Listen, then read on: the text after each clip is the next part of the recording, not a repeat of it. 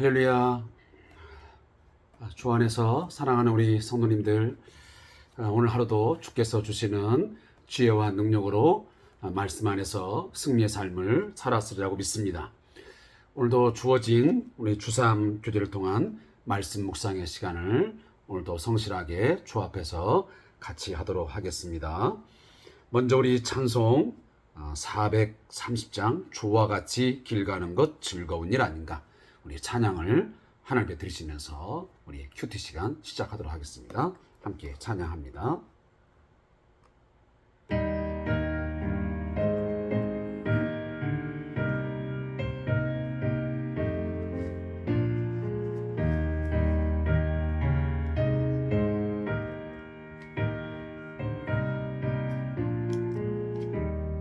주와 같이 길 가는 것 즐거운 일 아닌가, 우리 주님 걸어가신 발자취를 밟겠네.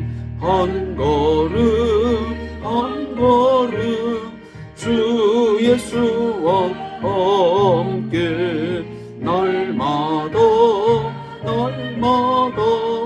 우리 걸어가리. 어린아이 같은 우리 미련하고 약하나 주의 손에 이끌리어 생명길로 가겠네. 한 걸음 한 걸음 주 예수와 함께 날마다 우리 걸어가리.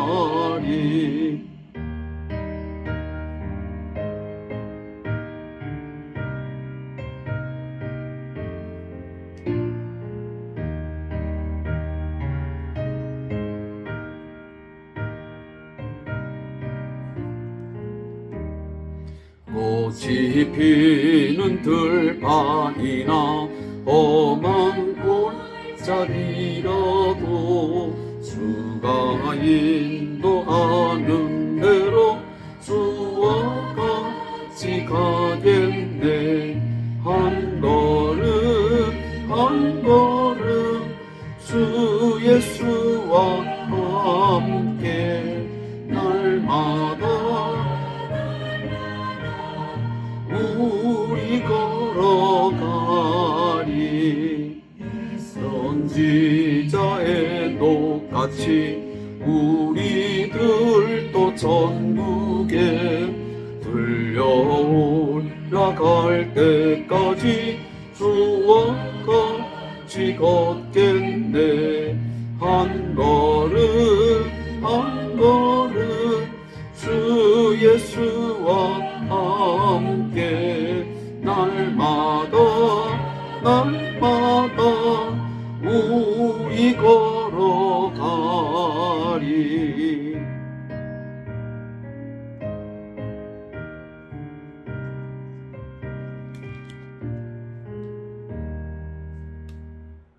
아멘.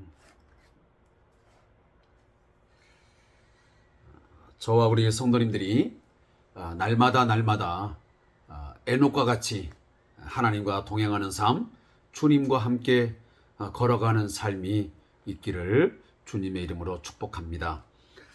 오늘 함께 묵상할 하나님 말씀은 마태복음 25장 31절부터 마지막 46절까지의 말씀을 함께 통독하겠습니다. 마태복음 25장 31절부터 46절까지의 말씀을 함께 읽고 은혜를 나누도록 하겠습니다. 주의 말씀을 함께 믿음으로 읽습니다. 인자가 자기 영광으로 모든 천사와 함께 올 때에 자기 영광의 보좌에 앉으리니 모든 민족을 그 앞에 모으고 각각 구분하기를 목자가 양과 염소를 구분한 것 같이 하여 양은 그 오른편에 염소는 왼편에 두리라. 그때 임금이 그 오른편에 있는 자들에게 이르되 내 아버지께 복받을 자들이여 나와 창세로부터 너희를 위하여 예비된 나라를 상속받으라. 내가 줄일 때에 너희가 먹을 것을 주었고 목마를 때 마시게 하였고 나그네 되었을 때에 영접하였고 헐벗었을 때에 옷을 입혔고 병들었을 때에 돌보았고 옥에 갇혔을 때에 와서 보았느니라. 이에 의인들이 대답하여 이르되 주여 우리가 어느 때에 주께서 주신 것을 보고 음식을 대접하였으며 목마르신 것을 보고 마시게 하였나이까? 어느 때에 나그네 되신 것을 보고 영접하였으며 헐벗으신 것을 보고 옷 입혔나이까? 어느 때에 병드신 것이나 옥에 갇힌 것을 보고 가서 비웠나이까 하리니 임금이 대답하여 이르시되 내가 진실로 너희에게 이르노니 너희가 여기 내 형제 중에 지극히 작은 자 하나에게 한 것이 곧 내게 한 것이니라 하시고 또 왼편에 있는 자에게 이르시되 저주를 받은 자들아 나를 떠나 마귀와 그 사자들을 위하여 예비된 영원한 불에 들어가라. 내가 줄일 때에 너희가 먹을 것을 주지 아니하였고 목마를 때에 마시게 하지 아니하였고 나그네 되었을 때에 영접하지 아니하였고 헐 벗었을 때에 옷 입히지 아니하였고 병들었을 때와 옥에 갇혔을 때에 돌보지 아니하였느니라 하시니 그들도 대답하여 이르되 주여 우리가 어느 때에 주께서 줄이신 것이나 목마른 것이나 나그네 되신 것이나 헐 벗으신 것이나 병드신 것이나 옥에 갇히신 것을 보고 공양하지 아니하더이까? 이에 임금이 대답하여 이르시되 내가 진실로 너에게 이르노니 이 지극히 작은 자 하나에게 하지 아니한 것이 곧 내게 하지 아니한 것이니라 하시리니 그들은 영벌에 의인들은 영생에 들어가리라 하시니라. 아멘. 오늘 함께 읽은 본문 말씀의 내용을 두 부분으로 나누겠습니다. 먼저 31절부터 40절까지의 말씀의 내용의 키워드는 양과 염소입니다. 이 부분을 요약해서 들려드리면 인자가, 다시 말하면 하나님의 아들 그리스도 예수께서 이 세상에 다시 오실 때에 모든 민족을 모아 목자가 양과 염소를 구분하듯 구별하여 심판을 행하실 것입니다. 임금이 줄이고 목마를 때, 나그네 되고 헐벗을 때, 병들고 옥에 갇혔을 때에 어떻게 했는지에 따라 대우하고 보응할 것을 말씀하십니다. 언제 그런 때가 있었냐고 묻겠지만 지극히 작은 자 하나에게 한 것이 곧 임금에게 한 것이라고 말씀을 하십니다. 이 부분이 31절부터 40절까지 말씀의 주요 내용이고요. 그리고 41절부터 46절 마지막 절에 있는 말씀의 주요 내용은 저주를 받은 자들이라는 내용으로 기록되어 있습니다. 여기 보면 임금은 자신이 줄이고 목마를 때에, 나그네 되고 헐 벗었을 때에, 병들고 옥에 갇혔을 때에 돕지 않았던 것에 대해서 악인들을 향하여 책망하십니다. 악인들은 언제 그런 때가 있었냐고 따져 묻겠지만 지극히 작은 자 하나에게 하지 아니한 것이 곧 임금에게 하지 아니한 것이라고 분명히 밝히고 있습니다. 악인들은 따라서 영벌에 들어가고 의인들은 영생에 들어갈 것을 약속하시면서 말씀을 마무리하고 있습니다. 사랑하는 성도 여러분, 우리는 지금 마태복음 24장 36절 이하로부터 계속적으로 예수님이 다시 오시는 재림의 날, 그 심판의 날, 그날이 곧 이제 다가온다고 하는 그 주제에 대해서 계속 여러 가지 비유를 통해서 설명을 듣고 또 교훈을 받아왔습니다. 이 마지막 때에 대한 주님의 심판의 때에 대한 여러 가지 주제에 대한 절정을, 다시 말하면 클라이막스를 장식하는 내용이 바로 이 25장 31절부터 46절의 양과 염소의 이야기입니다. 우리가 알다시피 당시 예수님 당시에 유대 사회에 가장 중요한 업은 뭐였냐면 이 목축업이었습니다. 따라서 예수님과 또 제자들, 또 많은 무리들이 쉽게 접할 수 있고 많이 보아왔던 하나의 장면이 뭐냐면 양과 염소들의 어떤 삶의 모습이었습니다. 그리고 그 목자가 그 양과 염소를 어떻게 기르며 또 그 양과 염소를 낮에 동안 풀어놓아서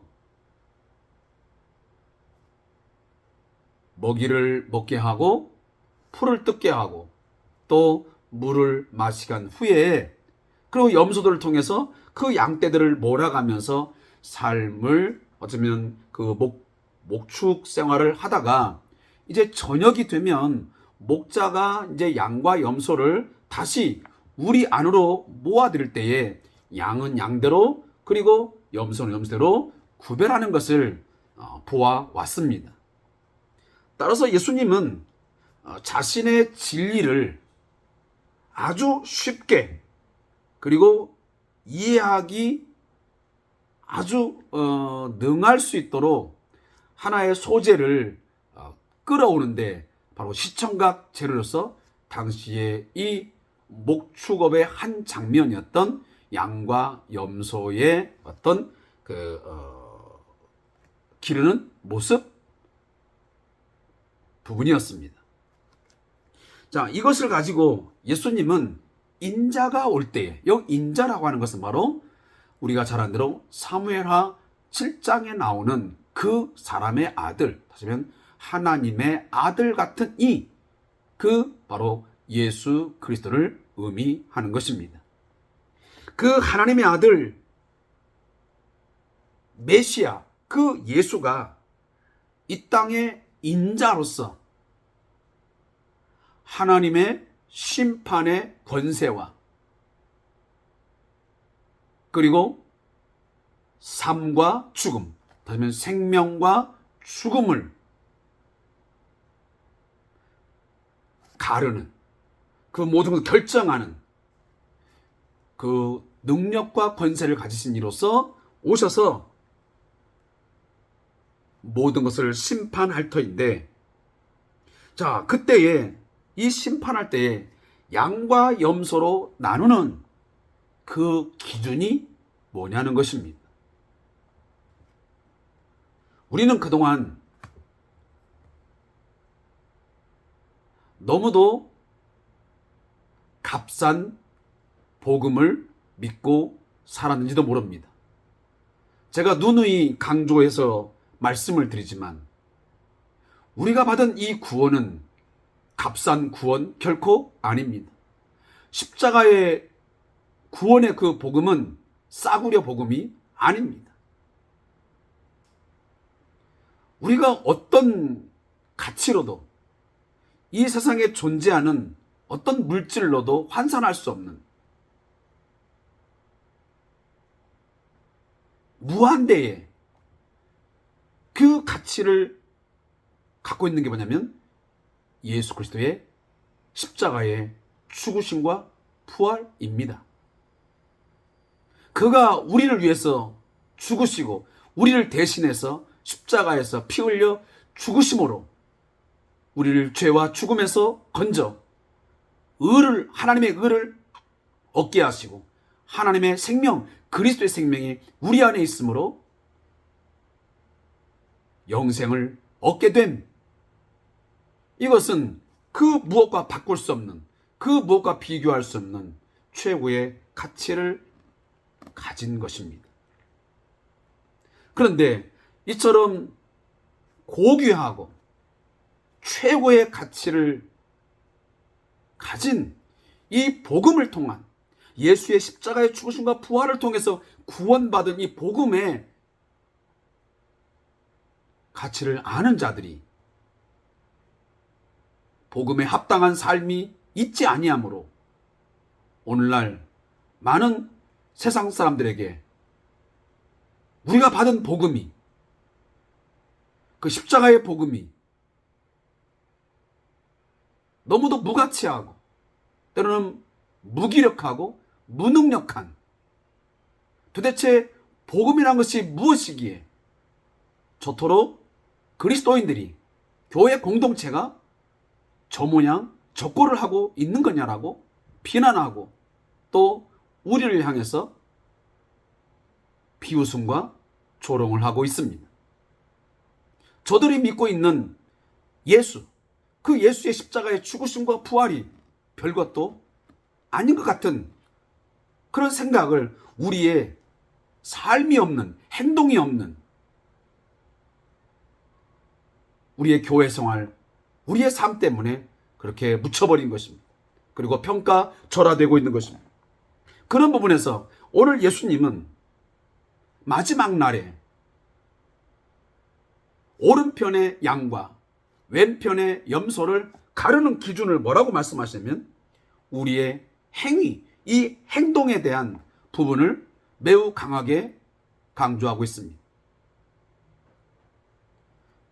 특히 오늘 본문에 있는 여기 형제, 어떻게 보면 나그네, 이들에게 행한 어떤 행위에 대해서 예수님은 구체적으로 하나하나의 사건들을 나열하고 있습니다.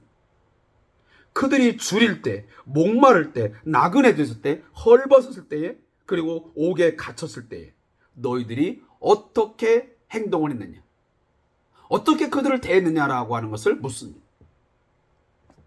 자, 여기에서 우리가 한 가지 좀 주의해서 봐야 할 부분이 있습니다. 그건 뭐냐면 여기 나오는 이 형제 중에 지극히 작은 자 하나라고 하는 것이 과연 그 대상이 누구냐는 것입니다. 여기에 대한 논란은 있습니다. 어떤 신학자들은 과거에 보면 여기 나오는 네 형제 중 그리고 이 작은 자라고 하는 것을 보통 어려움 중에 있는 모든 인간이라고 규정을 했었습니다. 그래서 이 본 구절의 메시지의 내용들이 일종의 모든 인간들에 대한 인간의적 윤리를 행했느냐 안 했느냐에 따라서 우리의 구원의 기초가 있다라고 언급을 했습니다. 그러다가 최근에 들어와서 많은 학자들이 이 예수님께서 어려움 가운데 있는 여기 형제 또 지극히 작은 자 하나라고 하는 것이 예수님의 제자들을 지칭하는 것이 아닌가 하는 그런 새로운 이제 신학적인 어떤 내용을 내놓고 있습니다. 어쨌든 어느 내용을 우리가 선택하든지 간에 중요한 포인트는 뭐냐면 그 사람이 믿는 자이든 믿지 않는 자이든 간에 더욱이 과연 예수님의 제자들, 다시 말하면 예수를 믿는, 예수를 따르는 어떤 제자들, 형제들에 대해서 우리가 어떻게 대하느냐, 특히 어려움 중에, 곤란 중에 있는, 어떻게 보면 소외되어 있는 자들을 어떻게 우리가 대하고 어떠한 반응을 하느냐에 따라서 그것은 염소에 속하느냐 아니면 양무리에 속하느냐 라고 하는 엄청난 결과를 가져옵니다. 제가 이런 이야기를 하면 또 많은 성도들은 그러면 목사님은 행위 구원론자입니까? 이런 질문을 꼭 던집니다. 여러분, 제가 또 성경이 한 가지만을 이야기하지 않습니다. 사랑하는 성도 여러분, 믿음으로 구원받는 것 맞습니다. 예수 그리스도께서 나를 위해서, 우리를 위해서 십자가에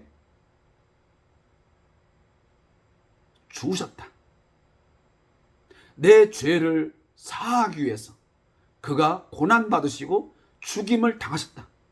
그걸 믿으면 우리가 죄 사함 받아 구원 얻는 것은 맞습니다. 그러나 거기에서 우리의 믿음이 끝나지 않는다는 것입니다. 그걸 믿는 것만으로 모든 것이 끝났다라고 믿는 것은 반쪽 믿음입니다. 복음의 진실은 뭐냐면 그것을 믿는 자는 반드시 거기에 합당한 믿음의 삶이 있어야 됩니다. 빌립보서에서 사도 바울이 말한 것처럼 복음에 합당한 삶, 그 복음의 능력, 예수의 십자가의 그 죽으심과 부활을 통해서 새 생명을 얻은 자라고 한다면, 그 그리스도가 나와 함께하고 그 그리스도 영이 내 안에 있다 한다면, 그 영의 인도함을 받는 구체적인 삶이, 다시 말하면 삶으로 증명되어지는 그런 부분이 있을 때에 그 믿음을, 살아있는 믿음, 그게 참 믿음이라는 것입니다. 따라서 제가 이 삶의 부분들을 자꾸 이야기하게 되면 또 많은 성도들은 오해를 해서 그렇게 하게 되면 행위 구원에 빠지는 거 아니냐라고 그걸 억측을 합니다. 그런 논리를 자꾸 억지로 펴지 마시고, 이 본문을 읽으면서 정말 지극히 작은 형제, 작은 자 하나에게 우리가 무관심하고 그들을 무시해버리고 일방적으로 그냥 내가 주여 주여 하는 것으로 삶을 살아가는 그 모습이, 이건 아니로구나.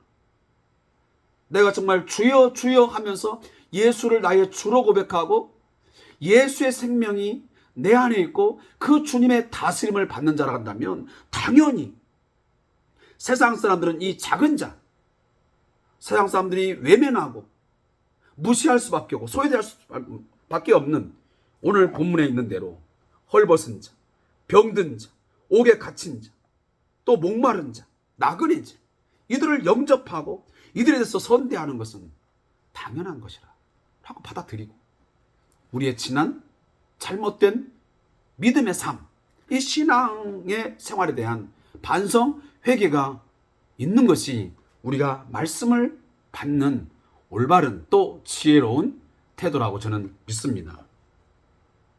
제가 오늘 본문에 대해서 자세한 내용들을 다 읽지 않아도 읽고 있노라면 이 내용이 무엇인지 다 이해할 수 있는 내용들입니다.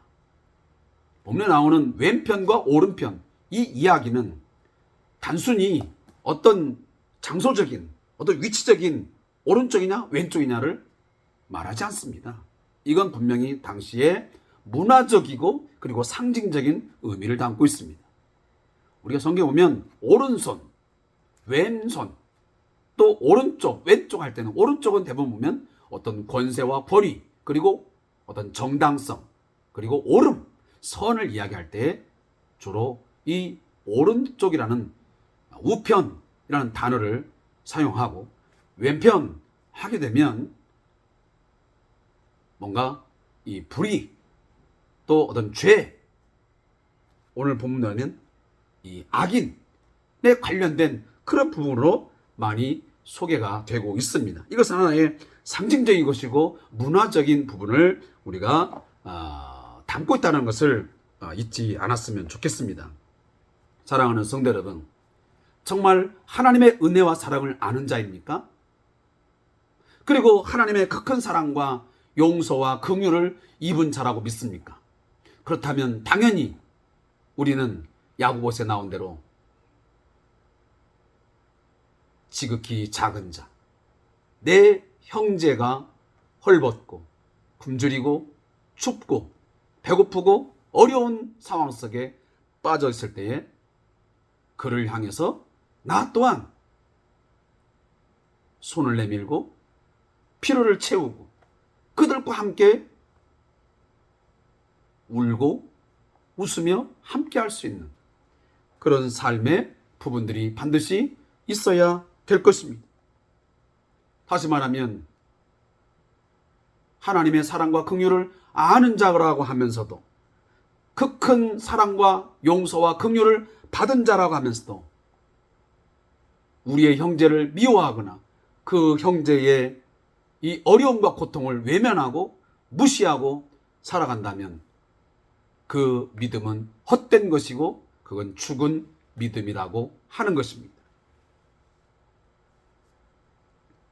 특히나 오늘 본문에 나오고 있는 이 41절부터 46절에 보면 이 저주를 받는 자들의 이 내용에 대해서 너무도 상세하게 하나하나를 앞에 있는 이 34절에 나오고 있는 창세로부터 너희를 위하여 예비된 나라를 상속받으라 라고 하는 이 오른편에 있는 양에 대한 내용도 나오고 있지만, 더불어서 거의 토시 하나 빼놓지 아니하고 똑같은 내용으로 41절부터 45절까지 내용을 반복하고 있습니다. 그러면서 그들 또한 반대로 마귀와 그 사자들을 위하여 예비된 영원한 불에 들어가라. 누구를 떠나? 나를 떠나. 여기 나가 누굽니까? 바로 임금, 다시 우리 주 예수 그리스도십니다. 예수를 떠나서 결국은 이 악인들, 거짓된 믿음, 위선적인 믿음을 가진 자들은 결국 마귀, 그리고 그 사자들, 다시 말하면 귀신들에게 준비된, 예비된 영원한 불에 들어가는 결과를 얻게 될 것입니다. 사랑하는 성도 여러분, 분명 우리 예수님은 초림 때는 아기 예수로서 초라하게 연약한 모습을 가지고 오셨지만, 언제일지는 모르겠지만 앞전에 우리가 24장 25장에서 거듭 계속적으로가 함께 묵상한 말씀이지만, 심판의 주로, 영광의 주로, 만왕의 왕으로서 이 땅에 재림하실 것입니다. 그리고 그는 선을 행하고 진정한 믿음의 삶을 산 자들에게는 오늘 본문의 있는 대로 영생에 들어가는 복을 얻게 하실 것이고, 그렇지 않냐고 반대적인 그런 왼편에 있는 염소와 같은 삶을 살아간 자에게는 오늘 본문이 마지막 결론을 하고 있지만 영벌에 처하게 될 것입니다. 인자의 때가 언제인지 알 수는 없지만, 그러나 분명 징조는 있습니다. 그러나 갑자기 임할 것입니다. 우리는 언제나 깨어 있어서 준비해야만 합니다. 자, 그런 내용들을 담겨서 우리가 열처녀 비유를 함께 묵상했습니다. 또 하나는 늘 깨어 준비하면서 그저 모든 손을 놓고 예배당에 앉아 있거나 또 특정한 산에 올라가는 것이 아니라 한 달란트 받은 종을 빼놓고 2달란트 그리고 5달란트 받은 착하고 충성된 종처럼 각각 재능에 따라서 주인의 뜻을 잘 살피고 그 주인이 어떤 분인지를 바로 알아 최선을 다해서 그것이 2배이든 3배이든 그 이상의 것들 남겨서 주인에게 기쁨을 주는 그러한 성실하고 착한 종이 되어지기를 주님의 이름으로 부탁을 드리겠습니다. 제가 마지막에 있는 이 저자의 묵상을 잠깐 읽고 오늘 묵상 시간을 마치겠습니다. 본문에 나온 의인과 악인 모두 주변에 불쌍한 사람들이 주님일 것이라고는 전혀 생각하지 못했습니다. 하지만 그들의 태도는 전혀 달랐습니다.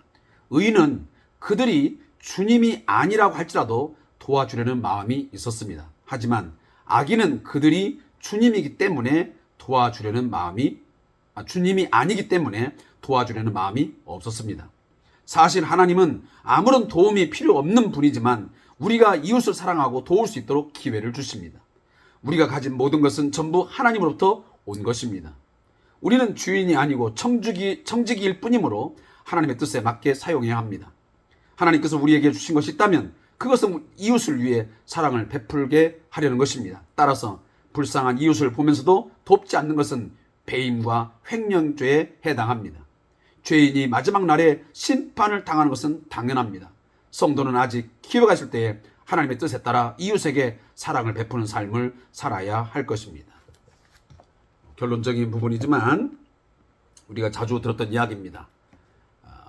여러분과 함께 신앙생활을 하고 있는 어린아이든 또 청소년이든 청년이든 또 뭐 중장년이든 그 누구든 그 모든 성도들은 오늘 본문에 나온 대로 하나님께서 나에게 사랑과 용서 또 선행을 베풀 수 있도록 나에게 허락해 주신 바로 이웃이요 내 형제요 가장 작은 자 하나임을 잊지 말아야 됩니다. 바로 그들을 대하면서 반응한 것이 바로 예수님을 대한 것과 똑같다라고, 그것이 일치한다고 오늘 성경은 여전히 우리에게 말씀하고 있습니다. 어찌 보면 그냥 무심코 우리가 대한 모든 우리의 대상들이 단순히 아무개 집사님 그리고 아무개 작은 아이, 어린아이가 아니고 바로 그 대상이 주님이라는 것입니다. 그들에게 하지 않은 것이 곧 죽게 하지 않은 것이요 그들에게 한 것이 바로 곧 예수 그리스도에게 한 것, 바로 임금에게 한 것이 되어지는 것입니다.